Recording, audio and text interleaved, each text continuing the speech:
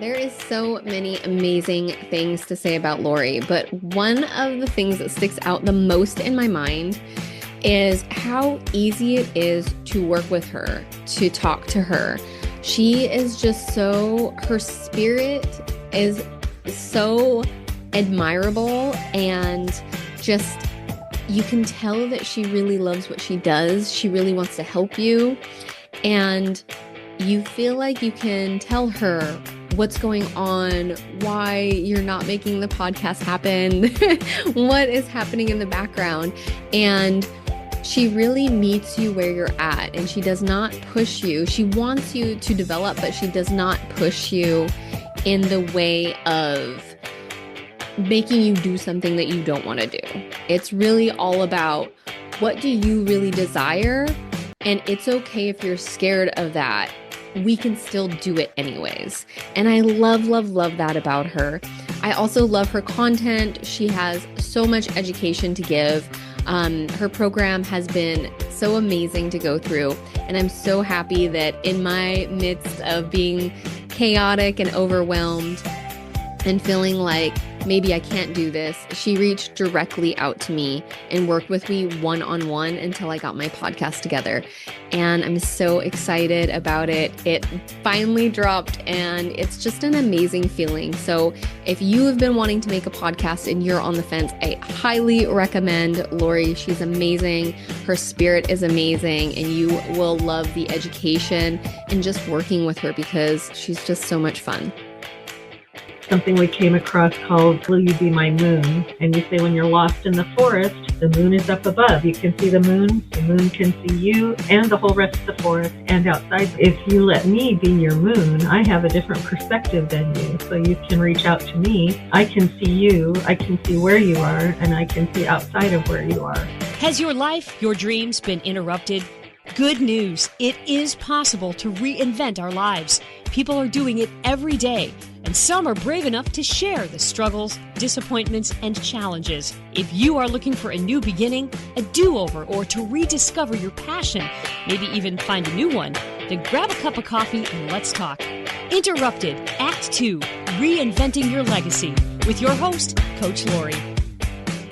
I am so excited to have Cindy and Merle Meyers on the show today for so many reasons. First of all, I just love them. I met them many moons ago with Tradeway and fell in love with them instantly. And throughout the years, we've had all these amazing connections.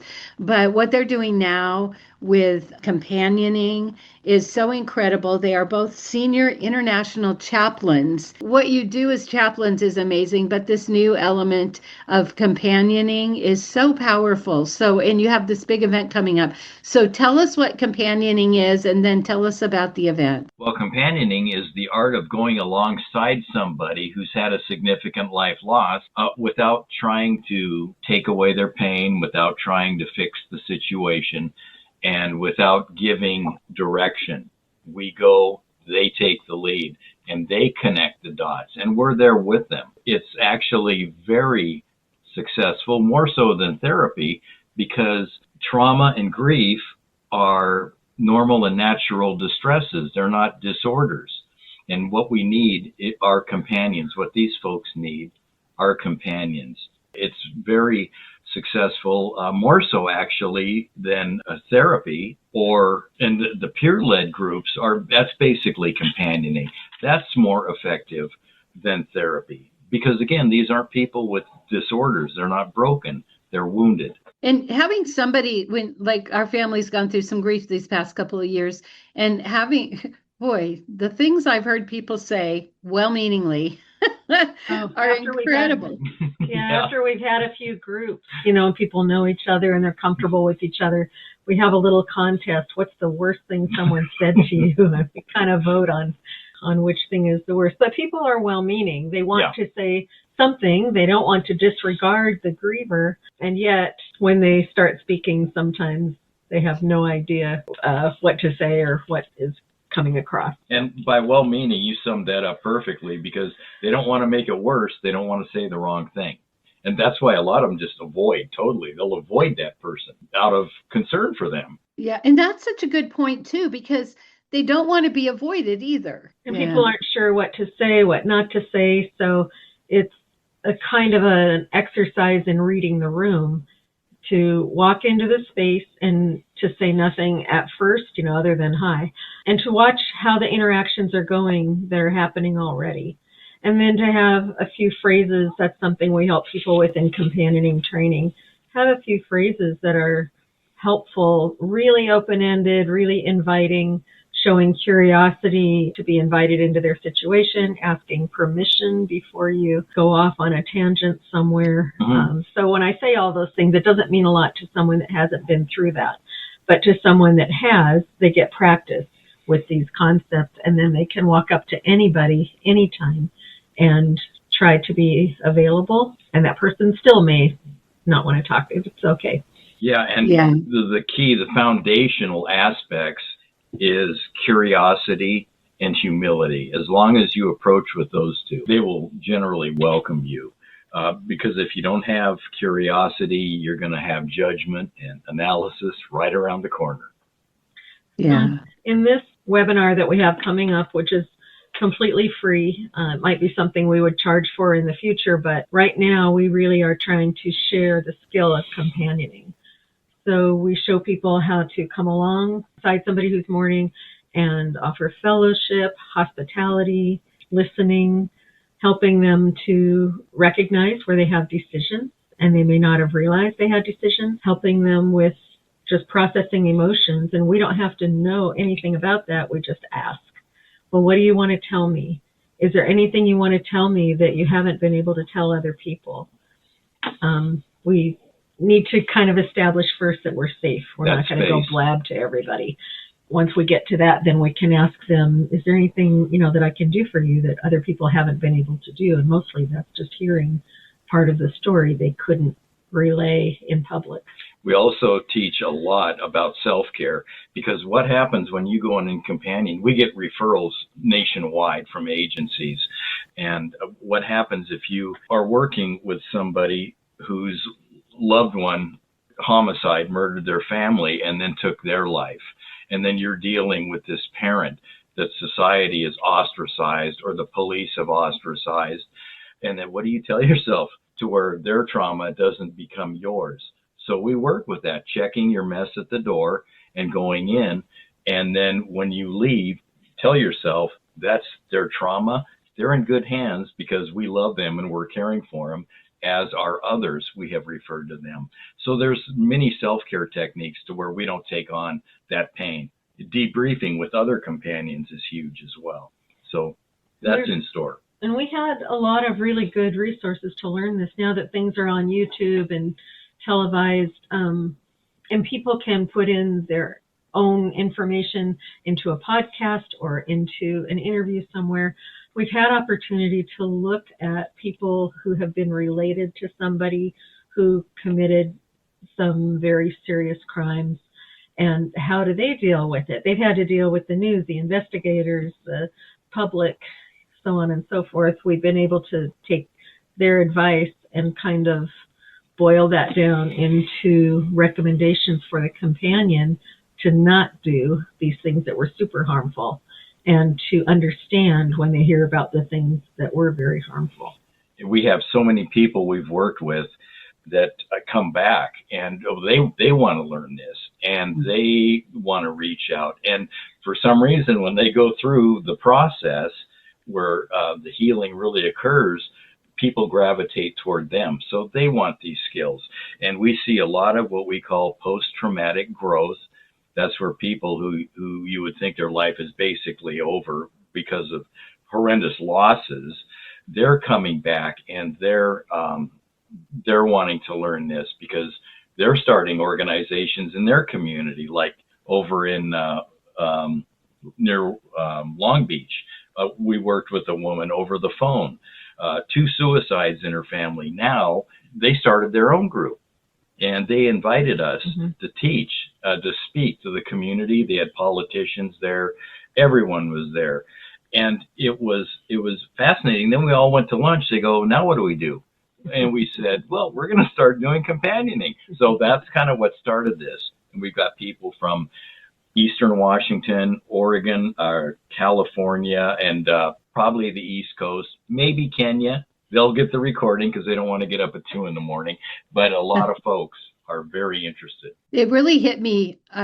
I've admired your work. I see what you do. I know how important it is. Who is Shannon Sessions? I interviewed her and because of you, and it's all, the same work in different counties or whatever. But what really hit me is I helped a woman launch a podcast, and it was all about telling the story because she had gotten in trouble for drinking, and she had gone to Christian school. So she was in jail for 3 months and finally thought, hey, this is enough. So she got clean and sober. Then at her year recovery, she decided, I'm going to tell my story. And so she went on Facebook, told her story, and expected grief, but she wanted to set the record straight. What she got was so much love and so many people saying, thank you for sharing. I'm getting clean and sober. And so she created this podcast. Well, I was fortunate enough to help her launch it. And the first story, I'm like, I've heard of this woman. And then she mentions Cindy and Merle because her trauma was so great. What she went through was so horrendous. Go listen to Intrepid Storytelling. But at that moment, I mean, I was like, I felt so proud because I know you and I know you work, but also it showed the full circle is this family is kind of almost on the other side, but they had one trauma after another. They were able to walk through so much of that with your support and your help. Did it make it better? I don't know, but at least they could survive the horrible things they went through. Yeah, it really did turn out to support their family cohesiveness because we were there to support whatever they wanted, and we asked them, what do you want out of all of this terror and trauma? And I got to give a shout out to Deanna Powell there on the Intrepid Storytelling. Wow. She manages some very, very difficult information, and she's just incredibly kind and compassionate. She's a rising rock star in podcasting, I'm sure. So I'm glad that you're working with her. So with the family, as with other families, we do try to find out if they have a direction they're trying to go. We don't push in that direction, but we try to then offer some other facets of that process that they may not see. Like if they want to tell their story publicly, okay, then that means that you're going to have to ignore the hate mail. You're going to have to decide what part you want to tell and what you don't want to tell. Don't get sucked into telling a part you don't want to tell. Decide how private you want it to be and check with other people that you might be mentioning, just to kind of go around some of these things they might not have thought of as they tell their story. And then they get comfortable with it after a while. But at first, it's really overwhelming. And yet, it's so important for others to know they're not alone. And it's important to out the people that are causing harm over and over again.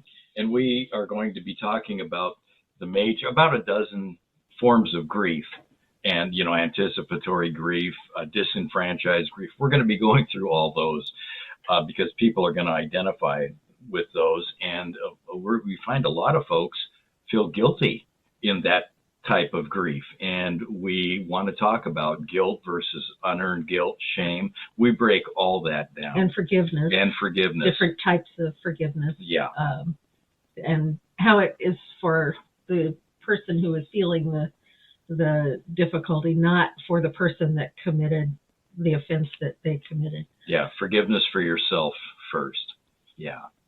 So we're really big on being super kind to yourself. And this is something we had drummed into us at a hospice where we were originally trained. And they really made a big deal out of being very kind to yourself. And I thought, that's kind of a weird phrase, like you get along with yourself. I don't know, you like things, you don't like things, you make adjustments. But to be very kind to yourself and to think about your friend that you really super care about, do you treat yourself as well as you treat that friend? And the answer is almost always no. So we can do better. And I thought, well, that's kind of excessive and self-centered. Yeah. But it pays off. It pays off. And we will quote Dr. Eric Scalise, and he will say, hey, you got to be somewhere, like you're late. You locked your keys in the car. And then you say, you idiot, what the hell were you thinking? And is that okay to talk to yourself like that? And he says, would you if your best friend locked her keys in her car, would you say that to her? Or would you show her a gray space? So you need to treat yourself like you would treat your best friend. Hi, I'm Lori Hardy, and I help business owners go from frustration to ease when it comes to podcasting. If you're looking to boost your credibility and grow your business but feel overwhelmed by the process, I've got you covered. With over 30 years of experience in top radio markets, I know how to make your voice heard. My 7-day Podcast Pro program helps you move from scattered and unsure to confidently launching and maintaining a podcast that connects with your audience, builds your legacy. It's done with ease and minimal time. Plus, I'll share insider tips to help you rank in the top 5%. We will quote Dr. Eric Scalise, and he will say, hey, you got to be somewhere, like you're late, you locked your keys in the car, and then you say, you idiot, what the hell were you thinking? And is that okay to talk to yourself like that? And he says, would you, if your best friend locked her keys in her car, would you say that to her? Or would you show her a gray space? So you need to treat yourself like you would treat your best friend. Yeah. And surprisingly, that helps you not block yourself from being able to move past an upset or a mistake or an error. Yeah. And with guilt, we're going to get into the negative self-talk, the voice that we've all got. You can't do that. Oh, you blew it last time. Yeah, we all have that. Yeah. But when it gets out of control, that negative self-talk, and becomes a disorder. So we're going to go down that road. And with people with suicidal ideation, that's actually the voice that in that 5-minute window that says, jump, pull the trigger. So we want to talk about negative self-talk. So that can be put in check. It can be at a position of reality and not become your reality. So one of the other things we'll talk about. One thing I've experienced is up until 2 years ago, I had never really experienced deep grief. I hadn't lost a family member. And I love how you put the spin on it of you've got the grievers, like maybe a wife who's lost a husband. And then there's the angle of the children who lost their dad. And then if it was some sort of accident or say murder, you've got the family of the person who did grief is so expansive that it's like, it reminds me almost of a spider web of all these ways that you would have to go through. Every situation is so different. Yeah, and you're talking about different people. Sometimes it's all within you, your different roles. Who pays the bills now? Who takes care of the lawn? Who takes care of the laundry? Who packs the lunches? Who's going to respond to these things for mom or stepmom or whoever that needs some care? Secondary losses. So, yes, you have the people, and then you have all of the different roles that you play and reassigning those roles to yourself or to someone else. And I think, too, I like that you say, what do you want to tell me that maybe you haven't told anyone else? Because I know I've heard people say when they've been a caretaker for a long time and they lose their spouse or their parent, that they're so sad, but there is a sense of relief too. And then they have so much guilt that they never want to tell anybody. Yeah. The conflicting emotions are healthy, and those are normal, because there is a sense of relief. My God, I was always getting him out of jail. I don't have to do that, but I love him. Even if it's a less than loved one, you're gonna feel that too. So that sense of relief is okay as long as you have a trusted listener or a companion or a counselor, therapist that you can relate that to. That's going to heal. Mm-hmm. There's a little twist on that too, where what do you wish you had said, or what do you wish you could have said? And sometimes those are not polite words. And they go, well, I can't say that in front of you. Go, nope, you can tell me anything that you wish you could have said. Say, I was just so blank, mad.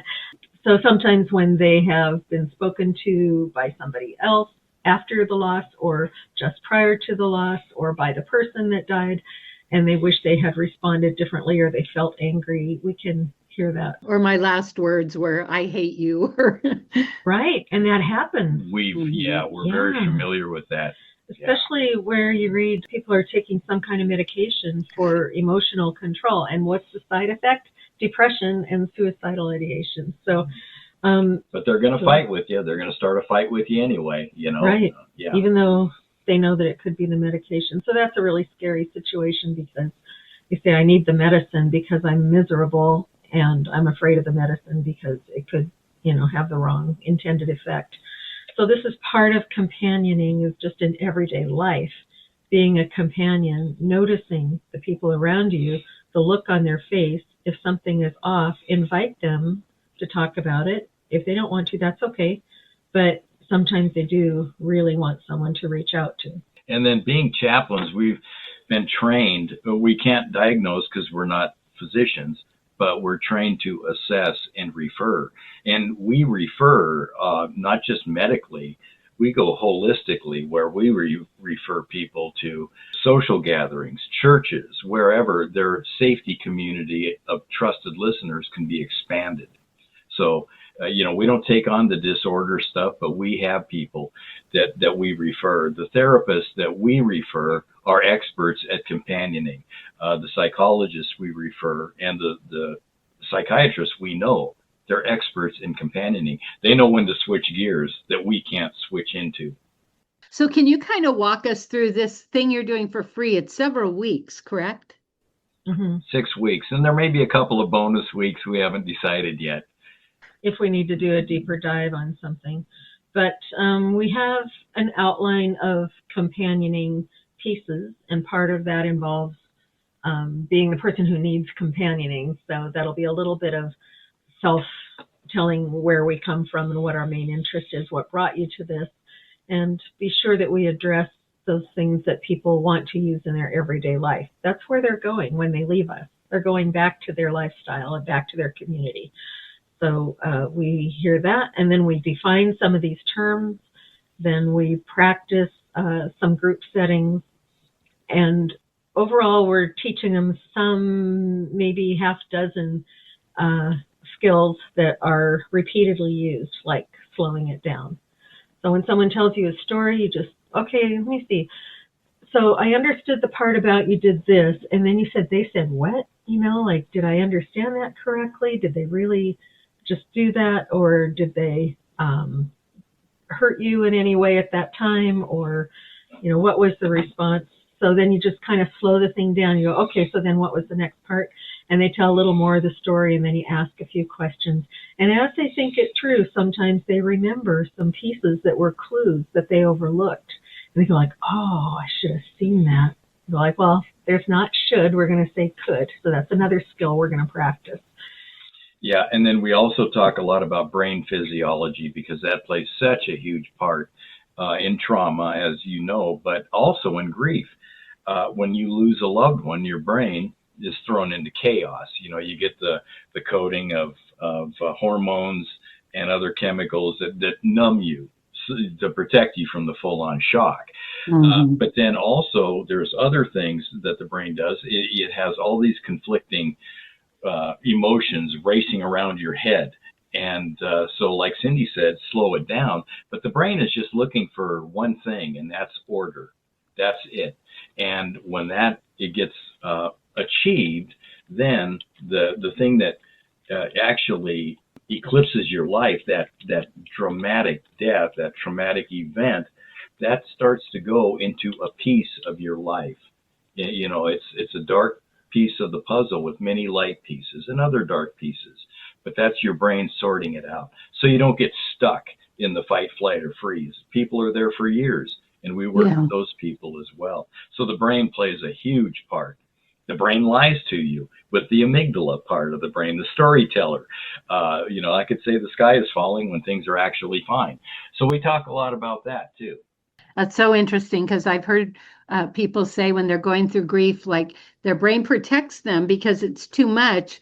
And so the realization of the loss, can spread out over a longer period of time. And one thing I always, I've heard people say, well, it's been 6 months. Like, if I feel like if people haven't been through it, they put a time frame on how long you grieve, how long, people like to do that. And I think what you said is it's so different for every person.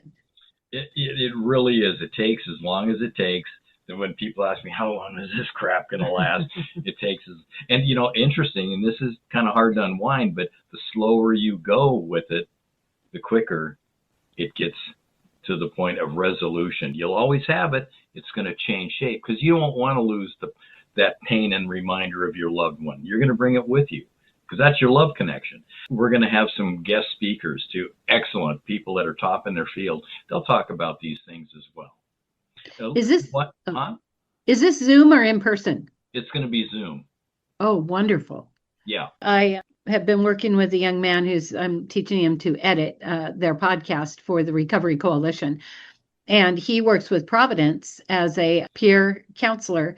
And he was in on one of your trainings. I think you maybe just spoke at a training that was a bigger training. And he was so impressed that the next time I saw him, all he could talk about was this companioning. And I'm like, was it Cindy and Merle? And he's like, oh, you know them? So I see your work, in personal lives, in the recovery world. I see it showing up so much, and it's so important. And I feel like anybody working with any kind of population would benefit from having this kind of training so that you don't accidentally hurt people more. Well, unintended harm. Yeah. Mm-hmm. This idea of companioning was set forward by Dr. Alan Wolfelt. He has 11 tenets of companioning the bereaved, specifically for the bereaved. But the idea of companioning was his baby, so to speak. And so we'll go through that in this course, what the 11 things are that we do or don't do. But for example, companioning is about going into the wilderness of the soul with another human being, not about thinking you're responsible for finding the way out. And so we have an illustration for that, something we came across called, Will You Be My Moon? And we say when you're lost in the forest, the moon is up above. You can see the moon can see you and the whole rest of the forest and outside the forest. If you let me be your moon, I have a different perspective than you. So you can reach out to me. I can see you. I can see where you are, and I can see outside of where you are. And so then it even goes on to learning to become your own moon.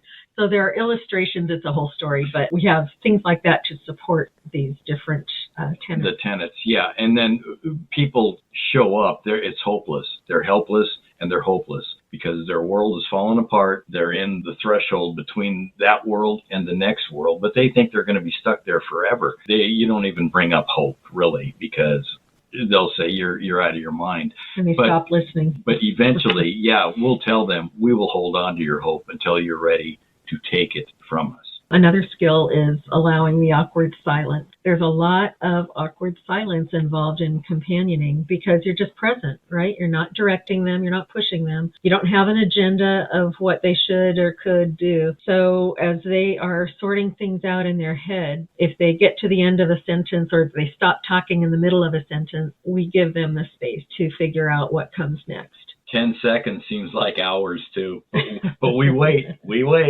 So we'll do some practicing on that with the training. Yeah, that's something as a coach that early on we learned, and I practiced it as much as possible because it was difficult, especially for me. I come from radio. And for instance, if we're all in my studio talking and all of us are talking, but all of a sudden there's a quiet, we're listening to the radio in the background, all of us go, because that silence, we're all trained, no silence, because the lights go off. So it was always a challenge, for me. Yeah, there's so many concepts. And I think having this longer training where you can actually highlight each step is going to be so powerful, especially for people who want to work and help people that are in grief. We do offer a lot on our website. You can't assimilate all the information just going there. So we invite people to email us or call us and we'll walk them through things. But at the bottom of the first page, we have a suggested way of going through the material. So on our website, we have tools that we use in groups. We have things that people have written that have been helpful. We have self-exercises for your own sort of self-therapy, like writing poetry or journaling, some keys to help with that to make it more effective than just like launching in all by yourself. There are some different worksheets that help you think things through differently. There are things that normalize, and that's another skill that we'll be teaching about, is normalizing all the crazy things that you think and feel, and then coming to learn that those are normal responses to the stresses that you've been facing.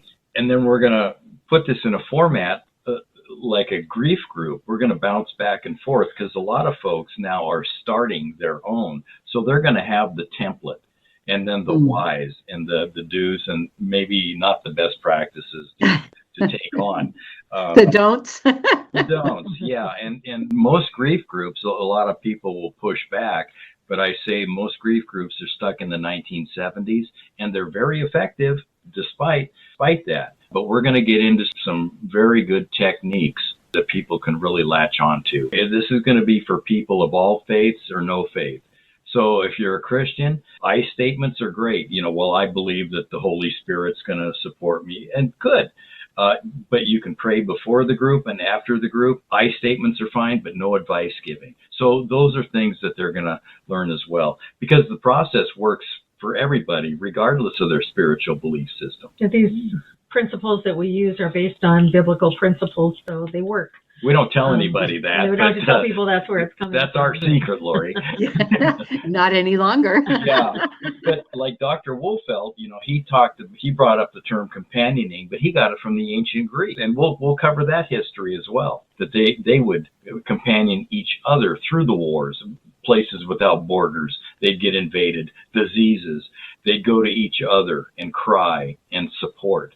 So we'll talk about that history as well. I love it. So there are so many aspects of this, and I will be signing up for the class.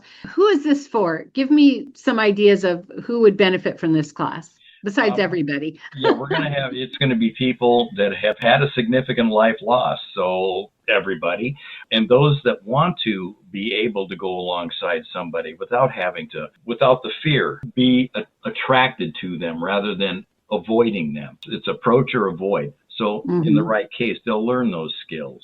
Particularly people that have experienced a significant loss, they're not sure that they can do this. They said, I would like to be there for other people, but I'm afraid that I will collapse. So we give them some tips on how to recognize those things, who to have as their background person.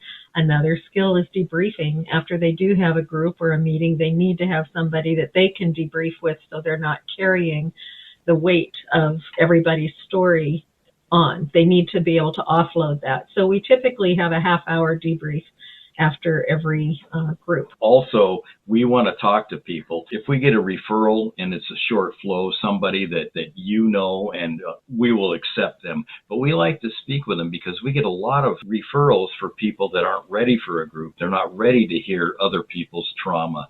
So we don't want to set them up to fail or to have an anxiety attack, to get activated with their trauma. We don't use the T word anymore, but we use activated. So we just want to make sure it's going to be a safe place for them. The T word, for those that don't know, is it's common to say triggered, but that can have some very bad results in our groups that we meet with. So we say activated. Yes. So learning to use a different terminology is also helpful. I like that. And I think about often, like, I've done a lot of work with recovery groups. I know you have in the past too, where their story, the way they tell it, will actually do more harm and re-traumatize someone. And so even in, like, I noticed with grief, people will want to say, oh, well, I lost my husband too, and blah, blah, blah. And it, like you say, activates, and it's not helpful. And so even learning how to navigate that, when to say more, when not to. We go through the guidelines and cover that, and people are always really good. We've had very few people launch and give advice, and we've been doing this since 2014. They can launch in and tell too many details about the death, and we do work with that. We try to help them, and we tell people that we're training, you need to step in sometimes and say, we're going to reserve the rest of that for a private conversation. Yeah. So tell us about the feeling you had as you went through that. So we can redirect back to that. So recognizing some of these common mistakes that can happen in a group and knowing what to do about it can really help you keep the group moving forward without really suffering. Mm-hmm. I do want to give a little shout out to some things that Merle has done with some of this information too, that goes, what do you do with this information once you have it?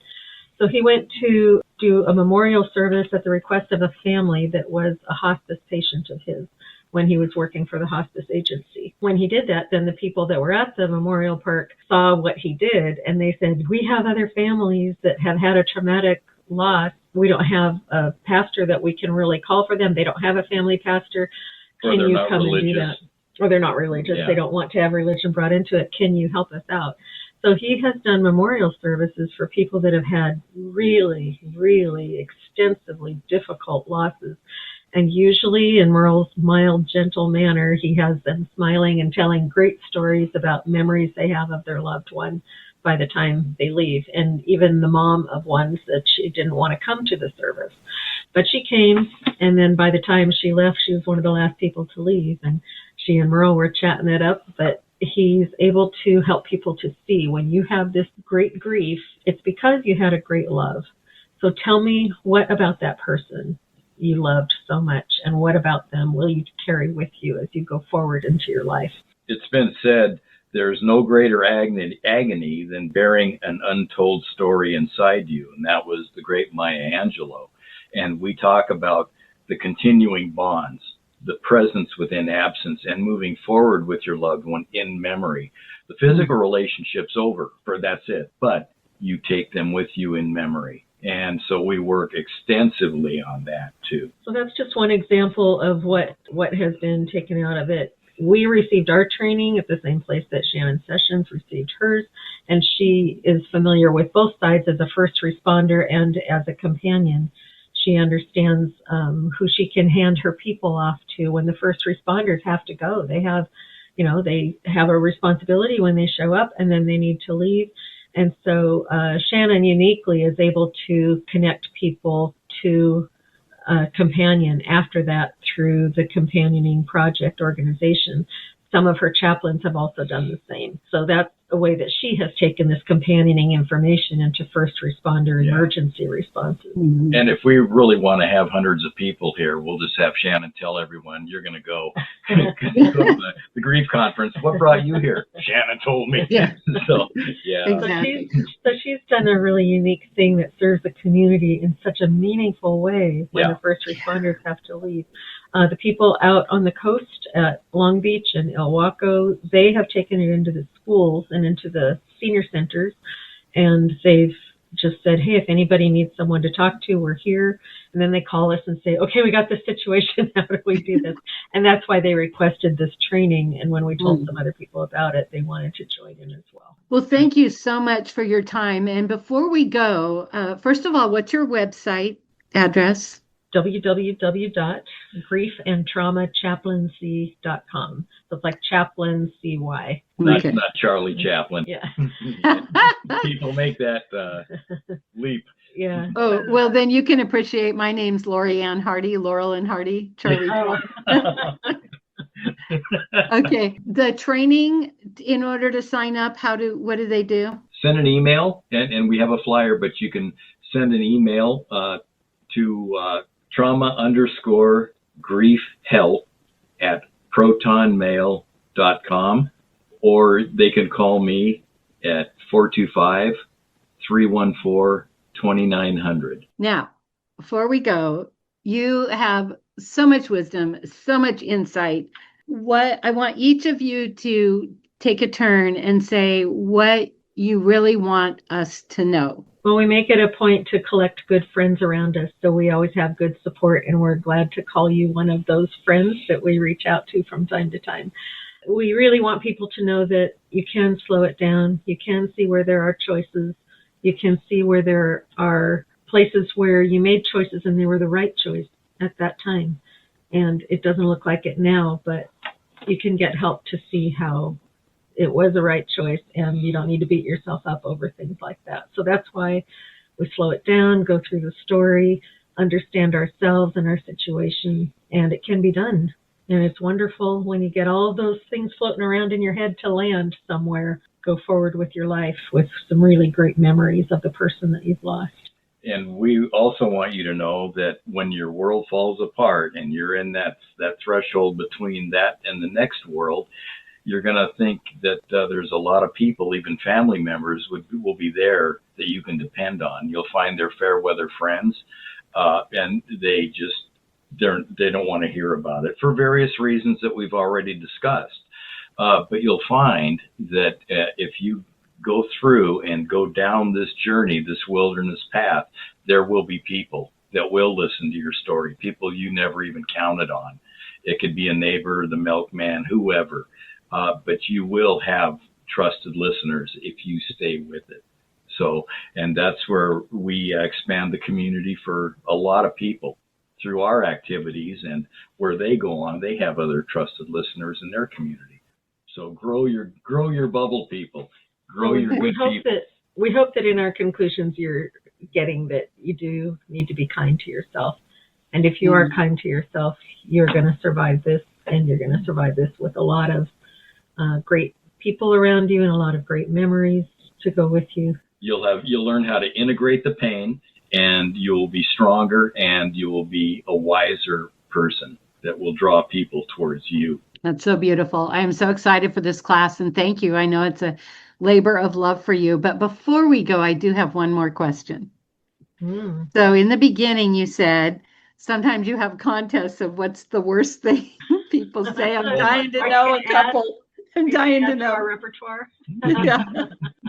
What's the worst thing you've heard, Lori? I don't know that it's the worst one, but when people say, oh, well, they're in a better place now, and maybe they're not a believer. So that, that just makes the grievers so mad. And I've just witnessed that. And it doesn't take away that it was like maybe a horrible death or it was meant to be. That's my pet peeve. Mm-hmm. And then you must be so relieved you touched on yeah. That. Yeah, you can always get another husband. You're young enough. Yeah. Kind of thing. There's more fish in the sea. Yeah. I was told. Yeah. Yeah, we've got a lineup. Yeah, you've experienced that. Yeah, because you're a widow, right, Cindy? So you've experienced that. Yeah. Better luck next time, or things will get better. You can have more kids. Yeah. That's a bad one. Yeah. I heard one lady say to someone who had lost their husband, we were at the pool where we swim, and she said, oh, I'm on my third one. Losing him wasn't near as hard as the first one. I was like, I don't even know how to respond to that. Yeah. Well, at least she said it about herself. It wasn't somebody else that said it to her. She won't be training at our group. Oh my gosh. Well, thank you so much. I wish you the best of luck, and go sign up, call, or I'll have all the information on in the description. I also have a flyer I can send out if you email me. So let's check this out. And if you have any interest, it's so worth going to and learning all the things that they teach, because they're things that I think we just don't think about until we've walked through. Let's heal hearts. Let's heal hearts. I love that. Thank you so much. All right, dear. Thank you. If you love this podcast, here's a big ask. Will you share with your friends and family, subscribe, give us a review, and a 5-star rating so that others looking to reinvent their lives will be able to get the help they're looking for? Thank you in advance.